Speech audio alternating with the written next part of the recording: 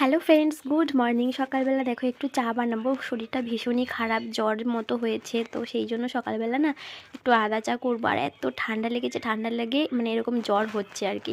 তো সকালবেলা একটু গরম গরম আদা চা খেয়ে নিচ্ছি। আর এখনও দেখো আমি কম্বল গায়ে দিয়ে আছি, জ্বর গায়ে এখনও। তো তারপরে ওষুধ খেয়ে নিয়ে না একটু বেলার দিকে ভালো লাগছিল।